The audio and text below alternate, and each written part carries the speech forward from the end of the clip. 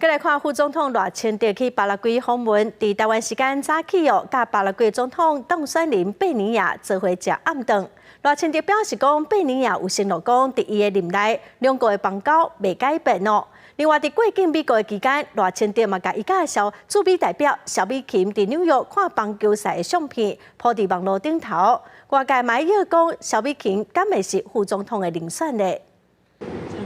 副总统赖清德结束纽约的过境行程，坐专机去巴拉圭。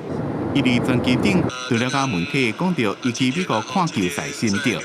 也讲到这次的目标是要达到总统蔡英文的期待，深化台巴的邦谊。一方面呢，我们能够深化台巴的邦谊；另外一方面呢，也能够进一步拓展两国的合作关系，共同促进两国的繁荣发展。 专机到巴拉圭亚松森国际机场时阵，由驻巴拉圭大使韩志正，也个巴拉圭总统府的大礼官去机场迎接，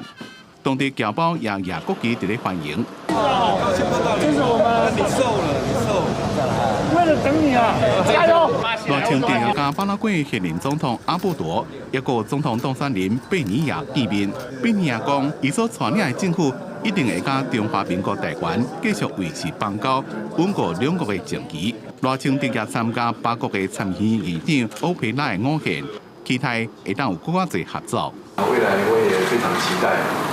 在台巴两国的合作上面，能够得到巴拉圭共和国参众两院快委会的支持，让两个国家的邦谊能够越来越稳固，